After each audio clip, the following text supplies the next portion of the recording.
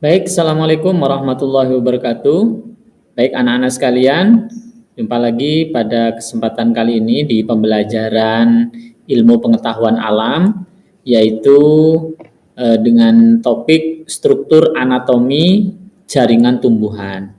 Nah, perlu anak-anak perhatikan bahwa terkait dengan struktur anatomi jaringan tumbuhan itu, kita akan mempelajari tentang anatomi atau susunan jaringan pada tumbuhan. Nah, apa saja yang akan kita pelajari dalam hal ini yaitu adalah akar, batang, dan daun. Anak-anak sekalian, kita tahu bahwa akar adalah struktur tumbuhan yang berfungsi untuk melakukan penyerapan air dan mineral dari tanah. Juga berfungsi untuk menahan posisi tumbuhan di atas tanah. Jadi secara umum akar itu mempunyai dua fungsi. Yang pertama adalah untuk menyerap air dan mineral, yang kedua adalah menahan posisi tumbuhan di atas tanah. Coba bayangkan kalau misalnya akarnya itu tidak banyak atau akar serabut, kemudian dia itu di lereng pegunungan atau perbukitan, maka itu nanti akan gampang untuk longsor. Kenapa? Ya karena tidak mampu menahan posisi tumbuhan di atas. Nah, oleh karena itu fungsi akar itu sangat penting sekali. Nah, untuk akar pada tumbuhan itu ya, akar tumbuhan berpembuluh itu dapat terdiri dari dua bagian utama, yaitu ada akar primer atau akar utama yang membentuk bagian tengah dari akar dan akar lateral yang merupakan percabangan dari akar primer. Akar tumbuhan yang terdiri dari akar primer dan akar lateral disebut juga sebagai sistem akar tunggang. Nah, akar tunggang ini umumnya dimiliki oleh tumbuhan Angiospermae. Angiospermae itu bisa dikatakan tumbuhan yang berbiji tertutup. Nah, kenapa kok berbiji tertutup? Karena biasanya bijinya itu ada di dalam buah atau tertutupi oleh kulit buah. Nah, contoh tanaman Angiospermae yang memiliki akar tunggang yaitu adalah tanaman dikotil. Dan juga tanaman Gymnospermae. Tanaman Gymnospermae itu adalah tanaman yang berbiji terbuka, seperti pinus dan juga melinjo. Sedangkan tanaman Angiospermae, dalam hal ini monokotil, itu memiliki sistem akar serabut yang tidak memiliki akar primer. Nah, kalian bisa melihat di sini perbedaan akar tunggang dengan akar serabut. Kalau akar serabut itu ada akar primer yang besar itu, kemudian ada akar yang lateral, ya. Nah, kalau pada akar serabut itu semuanya akar lateral. Anak-anak sekalian, anatomi akar dari bagian paling luar sampai pada bagian paling dalam itu terdiri atas yang namanya lapisan epidermis, kemudian ada korteks, kemudian ada endodermis dan silinder pusat atau stele. Nah, anak-anak bisa lihat di sini kalau disingkat itu adalah ekes. Epidermis, korteks, endodermis, dan silinder pusat atau stele. Kalau anak-anak perhatikan di sini, terlihat ini gambar penampang membujur dari tanaman, akar tanaman. Di situ ada rambut akar, ada epidermis bagian pinggir, ada korteks, ada meristem akar, ada xilem, ada floem. Nah, lalu kalau misalnya penampang melintangnya bagaimana? Seperti ini, ya, di mana epidermis itu lapisan paling luar dari akar yang berfungsi untuk melakukan penyerapan air dan mineral dari tanah. Sedangkan korteks, ya, korteksnya itu jaringan pengisi bagian sebagian besar tubuh akar yang terdiri dari sel-sel parenkim. Maka bisa dikatakan korteks itu bagian yang mengisi. Nah, kemudian ada endodermis, di mana pada endodermis itu lapisan di dalam akar yang memiliki dinding sel yang terdiri dari senyawa kedap air bernama suberin. Nah, di sini ya pada bagian endodermis itu anak-anak sekalian, nah ini bisa dilihat yang garis ini tengah yang tertunjuk. Nah, di situ ada yang namanya pita Kaspari yang untuk mengoptimalkan penyerapan air gitu ya. Lalu kemudian yang berikutnya adalah ada bagian stele atau silinder pusat, di mana pada silinder pusat ini lapisan yang terdiri dari berkas pengangkut xilem dan floem. Nah, di sini kalian melihat xilem itu yang bagian dalam, kemudian yang floem itu yang bagian luar, ya. Nah, fungsi dari xilem itu adalah untuk mengangkut air dan mineral. Kemudian floem itu mengangkut hasil fotosintesis. Kita tahu bahwa fotosintesis itu kan terjadinya di daun, tetapi juga dia diangkut dari daun itu menuju ke akar, menuju ke batang juga, bahkan ada yang disimpan menuju ke buah dalam bentuk cadangan makanan. Nah, kalau kita lihat anak-anak sekalian, perbedaannya di sini adalah akar monokotil dan di sini akar dikotil, ya. Terlihat sekali perbedaannya. Lalu yang berikutnya, akar tumbuhan dikotil dan monokotil itu memiliki jenis-jenis lapisan sel dan jaringan akar yang sama. Namun, terdapat perbedaan pada bagaimana lapisan-lapisan jaringan itu tersusun. Salah satu yang paling jelas adalah bentuk jaringan xilem akar pada akar dikotil yang berada di tengah membentuk bintang. Nah, ini ya, jadi membentuk seperti bintang. Ya. Atau lingkaran di bagian tengah akar. Nah, sedangkan pada akar monokotil pembuluh xilem itu membentuk saluran terpisah yang mengitari bagian tengah akar. Nah, bisa dilihat di sini pada akar monokotil dengan akar dikotil ini berbeda, ya. Jadi berbedanya di situ saja, tetapi secara penyusun, secara substansi itu sama penyusunnya. Itu anak-anak sekalian dari anatomi akar. Selanjutnya pada batang. Nah, batang di sini berfungsi untuk menegakkan tubuh tumbuhan serta menghubungkan akar dengan daun. Nah, pada beberapa tumbuhan itu digunakan untuk menyimpan, bukan menyimpang ya, tetapi menyimpan cadangan makanan. Ya, pada batang beberapa tanaman itu. Misalnya sagu. Nah, itu kan yang diambil adalah batangnya. Karena apa? Karena menyimpan cadangan makannya di situ. Juga tebu yang sekarang banyak, mungkin kalian pernah minum di pinggir jalan itu ada tebu hijau. Nah, yang diambil kan batangnya, bukan daunnya. Anak-anak sekalian, pada batang ini hampir sama, tetapi di sini kita akan membahas dulu batang dikotil, di mana pada batang dikotil itu ada bagian epidermis, bagian terluarnya, di sini terlihat sekali, ya, bagian yang terluar terdiri atas sel selapis, kemudian ada bagian korteks, ya, ada bagian korteks, kemudian ada bagian pembuluh floem dan pembuluh xilem serta kambium pembuluh di sini. Nah, itu ada kambiumnya. Nah, di sini yang kuning ini yang putus-putus antara yang dalam dengan yang luar itu kan ada pembatas kuning. Nah, pembatas kuning ini adalah kambiumnya. Ya, kambium. Sedangkan yang bagian dalam itu adalah bagian xilem, yang bagian luar itu adalah bagian floem. Kemudian ada bagian empulur, di mana empulur ini seperti jaringan yang dia itu agak kering begitu ya, agak kering ya selnya. Nah, di sini pada bagian tengah. Itu pada batang dikotil. Kalau kita lihat sekali lagi yang mempunyai ciri khas itu pada tumbuhan dikotil adalah antara xilem dan floem itu terpisah, yaitu dipisah dengan kambium. Ya.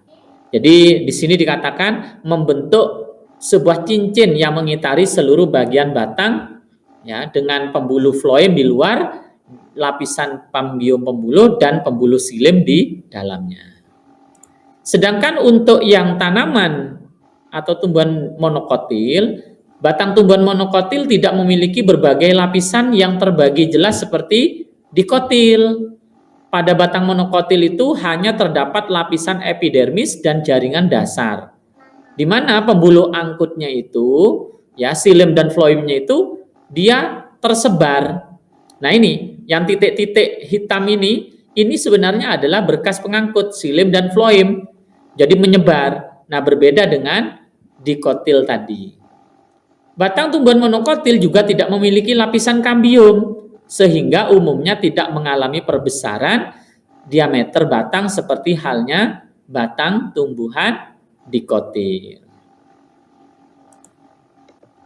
Nah, anak-anak sekalian, untuk lebih jelasnya silahkan kalian bisa melihat di struktur batang monokotil dan dikotil di sini. Ya, di mana yang bagian kiri kalian ini adalah batang monokotil dan yang bagian kanan itu adalah batang dikotil. Terlihat di sini kalau berkas pengangkutnya itu pada dikotil itu tersusun rapi, ya, sedangkan pada monokotil itu dia menyebar, ya. Nah, ini perbedaannya saja, ya. Tetapi secara substansi, ya, jaringannya itu hampir sama, hanya penyusunnya yang berbeda. Bedanya kalau pada tumbuhan dikotil itu dia mempunyai kambium. Nah, kambium itu nanti pada beberapa tanaman tertentu itu dia akan membentuk yang namanya lingkaran tahun. Nah, sehingga nanti terdapat seperti garis-garis membentuk lingkaran, namanya lingkaran tahun. Itu anak-anak sekalian tentang batang. Lalu yang berikutnya adalah daun, di mana daun adalah organ tumbuhan yang mempunyai fungsi sebagai lokasi utama terjadinya fotosintesis. Apakah fotosintesis saja? Tidak. Dia juga untuk penguapan, untuk menyimpan cadangan makanan, dan lain sebagainya. Nah, daun, anak-anak sekalian, memiliki struktur yang berisi jaringan-jaringan yang memungkinkan terjadinya proses fotosintesis. Nah, coba kita lihat bagiannya apa saja. Ya. Struktur anatomi daun kalau kita bagi itu ada bagian atau ada 3 bagian utama. Yang pertama adalah epidermis, yang kedua mesofil atau jaringan pengisinya, kemudian yang ketiga itu berkas pengangkut. Nah, jaringan epidermis pada daun itu baik bagian atas maupun bagian bawah itu dilapisi oleh kutikula selain di area tempat stomata berada. Jadi pada daun itu ada epidermis atas dan epidermis bawah. Ya, kita tahu bahwa daun itu kan ada bagian bawah ada bagian atas. Nah, pada bagian daun itu kan ada namanya bagian epidermis itu kan ada kutikula. Apa itu kutikula? Kutikula adalah lapisan lilin yang berfungsi menghambat laju penguapan air dari daun. Nah, sedangkan stomata adalah lubang-lubang tempat pertukaran gas oksigen dan karbon dioksida yang terbuka. Nah, untuk lebih jelasnya silahkan kita lihat anak-anak sekalian terkait dengan struktur daun. Kira-kira seperti ini, ya. Kira-kira ada bagian kutikula yang bagian atas tadi, ya, seperti lapisan lilin. Ini untuk melindungi yang namanya penguapan. Kemudian ada bagian epidermis atas, ada epidermis bawah, kemudian ada jaringan mesofil. Mesofil itu artinya jaringan pada tengah. Di situ ada jaringan palisade atau jaringan tiang, ada jaringan spon, ada rongga udara, kemudian ada stomata. Nah, di sini ada sel penjaga untuk membuka dan menutupnya stomata. Ya. Nah, untuk lebih jelasnya bisa kalian baca di modul, ya. Di modul itu kira-kira halaman 2 sampai halaman 7 atau sampai halaman 8 itu ada. Silahkan kalian pelajari lagi anak-anak sekalian terkait dengan struktur baik dari akar, batang maupun daun. Anak-anak sekalian, subhanallah, ya, Allah Subhanahu wa taala menciptakan struktur tumbuhan yang kuat, ya, sebagaimana diberitakan di dalam surat Ibrahim ayat 24. Allah Subhanahu wa taala berfirman, A'udzu billahi minasyaitonir rajim. Bismillahirrahmanirrahim. Alam tara kaifa daraballahu mathalu kalimatun tayyibatun kasajaratin tayyibatin asluha tsabitan wa far'uha fis sama'. Artinya, tidaklah kamu perhatikan bagaimana Allah membuat perumpamaan kalimat yang baik, kalimat thayyibah, seperti pohon yang baik. Nah, jadi kalimat yang baik itu seperti pohon yang baik. Pohon yang baik itu yang bagaimana? Yaitu akarnya teguh, kuat, cabangnya itu menjulang ke langit, ya. Sehingga apa? Dengan akar yang kuat itu tanaman itu akan menjadi kokoh. Dia mampu menahan yang namanya terjadinya erosi atau terjadinya longsor, ya. Serta cabangnya itu menjulang ke langit. Nah, untuk apa? Bisa juga untuk berteduh. Kalau kemudian rindang, banyak percabangannya, tentu banyak daunnya, dia itu nanti akan menjadi tempat berteduh. Nah, sesungguhnya ya, perumpamaan iman ya seseorang muslim itu ya seperti pohon yang kuat tadi yang digambarkan di dalam surat Ibrahim ayat 24 ini. Ya, di mana iman itu merupakan batang pohonnya. Nah, batang itu kan mempunyai fungsi yang luar biasa ya, sebagai tempat melekatnya daun, yang menghubungkan antara akar dan daun, ya. Dan sholat itu merupakan akarnya. Ingat anak-anak sekalian, karena kalian itu sudah balik semua, jangan lupa jangan meninggalkan sholat. Kenapa? Sholat itu ibarat akar. Nah, akar ini penting. Coba kalau tanaman itu, kalian cabut akarnya, kalian potong akarnya, kira-kira tumbuh enggak? Enggak akan bisa tumbuh. Nah, kira-kira begitu juga perumpamaan iman itu, ya sholat itu adalah akarnya. Maka jangan tinggalkan akarnya, jangan tinggalkan sholat. Kemudian zakat itu merupakan cabangnya. Ya, kalau banyak cabang, banyak ibarat zakat, banyak mengeluarkan zakat, infak, sedekah, nah maka itu akan memberikan manfaat kepada yang lain. Seperti Pak Masuri sampaikan tadi, cabang yang kuat itu nanti banyak itu nanti akan membuat orang bisa nyaman di bawahnya, bisa untuk berteduh dan sebagainya. Dan saum atau puasa itu merupakan ranting. Ada cabang, ada ranting. Kesulitan adalah rumputnya, ya. Dan akhlak yang baik adalah daunnya. Jadi daunnya itu adalah akhlak. Akhlak itu tempat, daun itu tempat untuk fotosintesis, ya, membuat makanan. Nah, akhlak di sini yaitu juga akan berpengaruh. Ya, kenapa? Karena ya apa yang keluar dari kita itu adalah cerminan akhlak kita. Kemudian menahan diri dari yang dilarang, Allah adalah buahnya. Jadi ini perumpamaan anak-anak sekalian.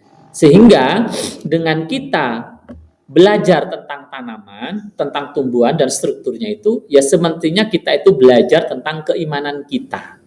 Ya, sebagaimana yang termaktub di dalam surat Ibrahim ayat 24 itu. Nah, anak-anak sekalian, untuk kesimpulan hari ini, pembelajaran kita hari ini, yang pertama adanya perbedaan struktur jaringan penyusun antara akar, batang, dan daun. Nah, sedangkan persamaannya, jaringan penyusun akar, batang, dan daun itu adalah jaringan epidermis, pengisi, atau jaringan dasar, dan jaringan pengangkut, yaitu xilem dan floem. Kemudian yang ketiga, perumpamaan seorang muslim itu seperti tanaman atau tumbuhan yang kokoh, sebagaimana struktur jaringan penyusunnya, baik penyusun akar, batang, maupun daunnya tadi. Itu kesimpulan kita pada pembelajaran hari ini. Nah, jangan lupa tugas kalian, anak sekalian yang di rumah. Yang pertama, pelajari fungsi struktur organ tumbuhan, yaitu akar, batang, daun, bunga, buah, dan biji. Jadi kalian pelajari, ini struktur organnya. Apa sih fungsi akar, apa sih fungsi bunga, buah, biji. Nah, sedangkan jaringannya yang sekarang Pak Masuri terangkan. Lalu yang kedua, tugas kalian yang kedua, kerjakan evaluasi pada modul online, nanti akan Pak Masuri share, atau yang Pak Masuri share, kemudian dikerjakan di kertas, beri nama, kelas, tanggal penugasan, dan dikumpulkan paling lambat 5 Agustus di madrasah. Dan ingat anak-anak sekalian, jika kalian itu ada kendala, ada kesulitan, silahkan jangan sungkan untuk menghubungi Pak Masuri di nomor WhatsApp 085790714007. Mungkin itu anak-anak sekalian yang bisa Pak Masuri sampaikan pada kesempatan kali ini, mudah-mudahan bermanfaat, dan sekali lagi tonton penjelasan ini dari awal sampai akhir. Kalau perlu nanti bisa diulang lagi. Terima kasih. Assalamualaikum warahmatullahi wabarakatuh.